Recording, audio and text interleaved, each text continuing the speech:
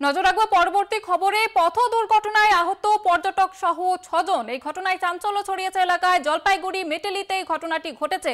যেমনটা জানা যাচ্ছে যে আহত 6 জন, তাদের মধ্যে পর্যটক ছিলেন। পথ দুর্ঘটনায় 5 পর্যটক সহ আহত 6 জন। জলপাইগুড়ির মেটেলির বাতাবাড়িতে এই দুর্ঘটনাটি ঘটেছে। আর বিষয়ে বিস্তারিত জানাবে কৌস্তব ভৌমিক, রয়েছে আমাদের সঙ্গে টেলিফোন লাইনে। কৌস্তব, কি জানা যাচ্ছে ঠিক? দেখো, আজ সকালে মূর্তির একটি বেসরকারি রিসোর্ট থেকে পর্যটকদের একটি দল লাটাগুড়ির উদ্দেশ্যে যাচ্ছিল এবং সেই জঙ্গল সাফারি করার জন্য জিপসিতে করে, এবং বাতাবাড়ি এলাকায় আসার পরে সেই জিপসিটি দুর্ঘটনা কবলে পড়ে। যেটি স্থানীয় সূত্রে জানা যাচ্ছে যে রাস্তার পাশে একটি ট্রাক্টর ট্রলিতে করে রাস্তার পাশে কিন্তু বালি পাথর ফেলা হচ্ছিল এবং তার অনেকটা অংশ মূল রাস্তার উপরে ছিল। এবং যেহেতু সকালবেলা ভোরবেলা ঘন কুয়াশা, এই কারণে জিপসির যে চালক ছিলেন তিনি কিন্তু সেই ট্রাক্টরটিকে দূর থেকে দেখতে পাননি এবং সামনে আসার পরে কিন্তু দুর্ঘটনা ঘটে।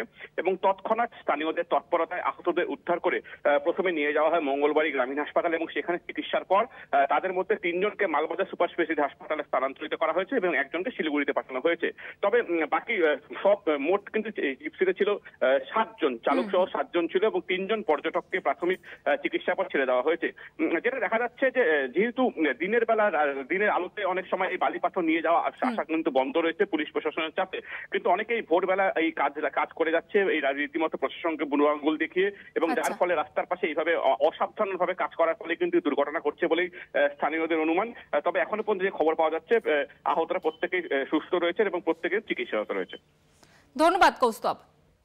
আমাদের সঙ্গে ছিলেন প্রতিনিধি কৌস্তব ভৌমিক।